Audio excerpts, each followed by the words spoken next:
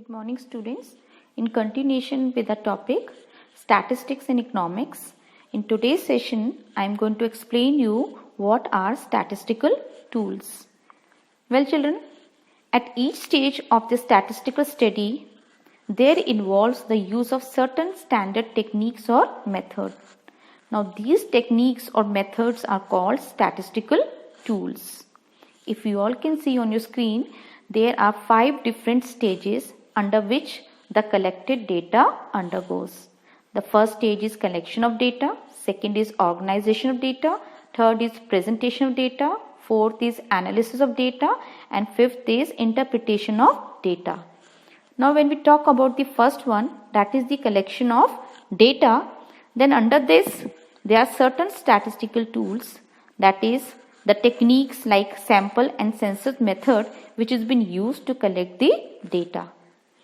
Then once the data has been collected, then it has to organize. It undergoes the second stage and it is been organized by the method or technique of array of data or by telebars. Then it undergoes the third stage, that is presentation of data. Here the data could be presented either in the form of a table, graph or the diagrams. Then when we talk about the fourth stage, analysis of data, then the averages and percentage are the commonly used techniques for analyzing of the data. And the last one is interpretation of data, which has been often done in terms of magnitude of averages, percentage or coefficient of correlation or regression. So children, these are 5 different stages under which the data undergoes before it comes towards a conclusion. Now the next thing comes that the statistics cannot be called that it is an array free. That means that it has a number of the disadvantages or the limitations. That is why the economist has said that statistics must be regarded as an instrument of research of great value, but bearing severely limitations which are not possible to overcome. That means it has number of the limitations, number of the obstacles, number of the disadvantages which cannot be overcome. Which are, if you all can see, the first one is the study of numerical facts only, which means statistics studies only such facts which can be expressed in numerical terms. That means in the form of a number. It does not study qualitative phenomena like honesty or friendship or health and so on. Next is study of aggregates only. That means statistics studies only the aggregates of quantitative facts. It does not study statistical facts related to any particular unit. Now to make you understand, let's take an example that let's say that your father earns rupees 50,000 per month. Now this is not at all a statistics because it is only about a person. But if we study an income of all the people who are working along with your father, then we can say it is a statistics. Next is not on the, or let's say not the only method, means that it is not the only method through which the data could be collected or presented and come towards the conclusion part.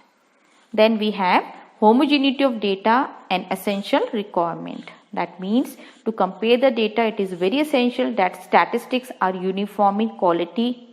The data of diverse quality, children, cannot be used to compare the. So for example, let's say you cannot compare the production of food grains, that means food grains, with the production of cloth.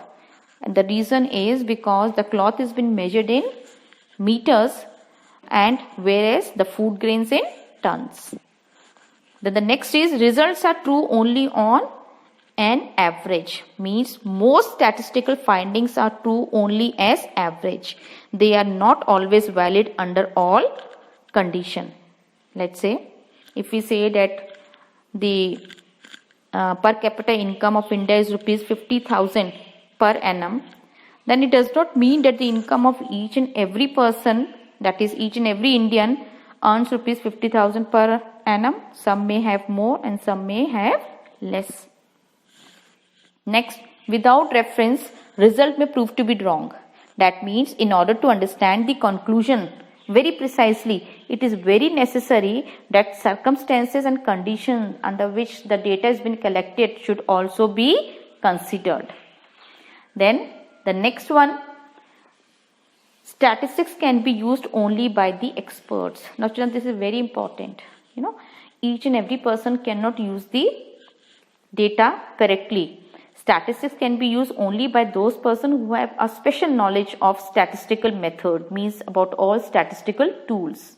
Those who are ignorant about these methods, they cannot come towards a sensible conclusion.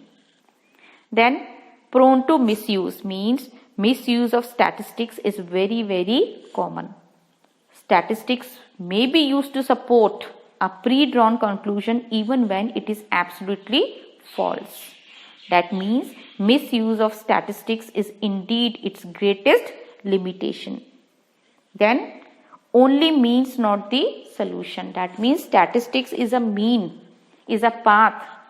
Okay.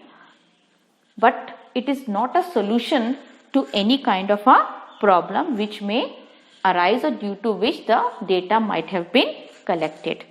So children, these are the different limitations or the disadvantage of statistics due to which we say that these disadvantages or limitations cannot be overcome.